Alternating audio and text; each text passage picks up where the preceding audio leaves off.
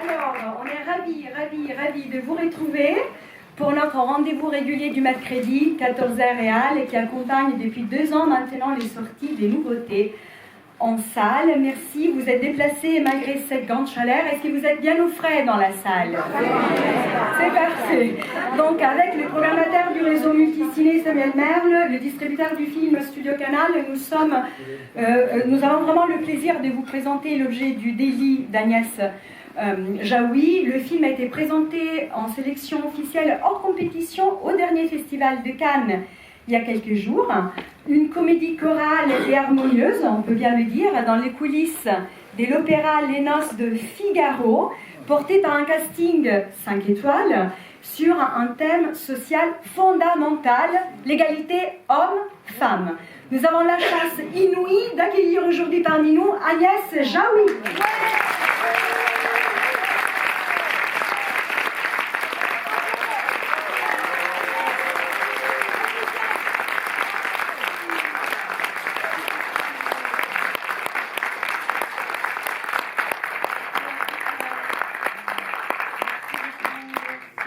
Là, au frais, et quand même d'avoir bravé la chaleur jusqu'ici. Ça me fait très plaisir. Si vous saviez l'angoisse qu'on a le jour de la sortie, pourtant je n'étais pas inquiète tout du long, mais là, c'est horrible. Alors, vous voir, ça me fait du bien. Merci. Agnès Jaoui, vous êtes la réalisatrice bien sûr, mais vous jouez aussi dans le film. Vous l'avez coécrit avec 4 co-scénaristes dialoguistes, dont votre frère, pour l'anecdote. On aime bien les anecdotes. Coco Martin. Et vous nous transportez dans l'univers de l'opéra et vous nous transmettez toute votre passion et amour pour l'opéra. Quelle était l'origine du projet? Eh bien, en fait, la première fois que j'ai mis en scène un opéra, c'est il y a 7 ou 8 ans. Et c'était une production qui s'appelait, parce qu'elle n'existe plus, Opéra en plein air, que j'ai rebaptisé Opéra des Champs. Ou Opéra des Fleurs, d'ailleurs, je ne sais plus ce que c'est. Opéra des Champs existait, enfin peu importe. J'ai fait un tout petit pas de côté. Et c'était une expérience incroyable. D'abord parce que c'est la première fois que je fais de la musique, du chant lyrique depuis des années, mais c'est la première fois que j'étais immergée voilà, pendant 1 an dans Puccini, en l'occurrence, c'était Tosca.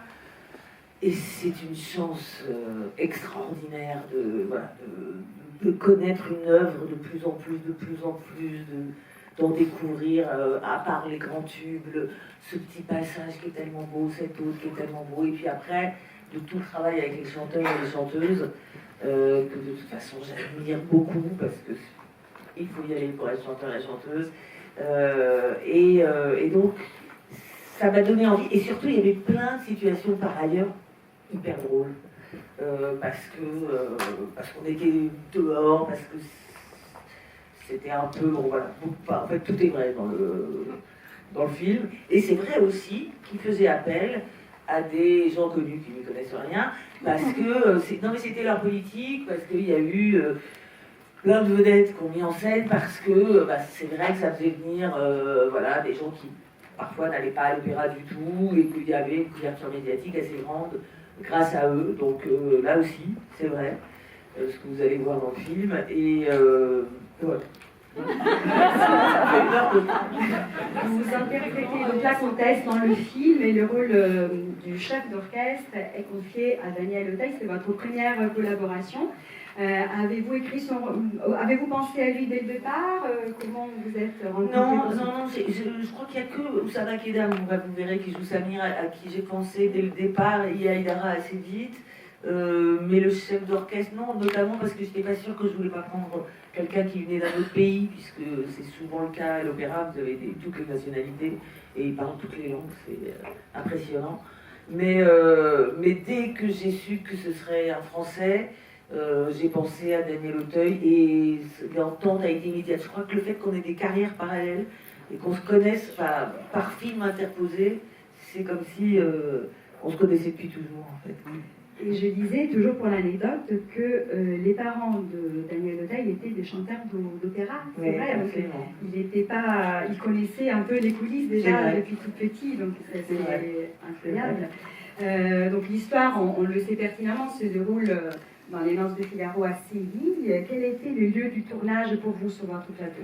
Ça se passe dans les carrières de Lacoste qui sont dans le Luberon. Voilà. Il y a le château du Marquis de Sade qui est au-dessus, parce qu'il en reste. Et puis les carrières sont en dessous. C'est tout un espace qu'a racheté Pierre Cardin il y a longtemps.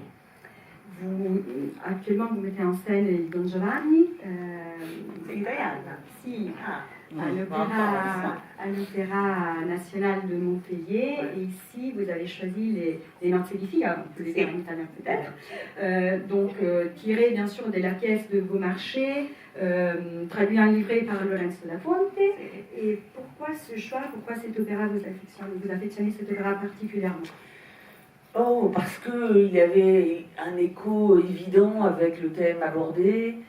J'ai pensé aussi à Don Giovanni, qui parle d'un prédateur. Enfin, voilà, en tout cas d'un homme qui aime les femmes. Prédateur, voilà. Je suis même pas sûre, en fait. On a travaillé sur le... Il les consomme à une telle vitesse, puis avec bon, je suis même pas sûre qu'il les aime. Enfin bref, je vous en prie, madame.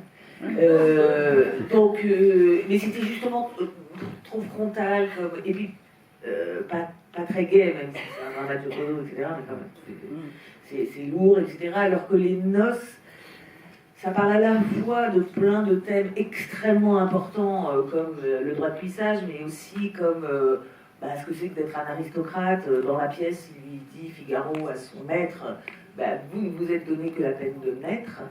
Qui est une phrase incroyablement subversive pour l'époque. On dit d'ailleurs que ça a provoqué, enfin ça fait partie des raisons de la Révolution française. Ça a été censuré d'abord, et paradoxalement c'est Marie-Antoinette qui l'a autorisé. Je ne savais pas les conséquences. Mais bref, c'est une pièce incroyable. Et justement, qu'il y a des revendications, on ne disait pas féministes à l'époque, mais qui sont toujours les nôtres, enfin celles des femmes et puis de certains hommes, j'espère. Et c'est ça aussi que je trouvais intéressant, c'était ces luttes qu'on mène vague après vague et qui aboutissent en s'échouant sur le rivage et avec, oui, des progrès, mais quand même immense, et surtout toujours finalement remis en cause, quoi. Enfin, jamais pérenne véritablement. Donc je trouvais ça intéressant, notamment pour les toutes jeunes générations qui pensent souvent que c'est les premières, ou en tout cas qu'elles vont faire beaucoup mieux que les anciennes, ce qui est normal. Mais j'ai des fois envie de leur dire, rappelez-vous, attendez, non, il y a eu d'autres luttes, et puis d'autres luttes où les féministes se sont engueulées entre elles, etc. Et ça n'a pas toujours débouché sur le meilleur, donc voilà, tout ça... Qu'est-ce que je suis longue, pardon. J'ai fait des interviews depuis une semaine et donc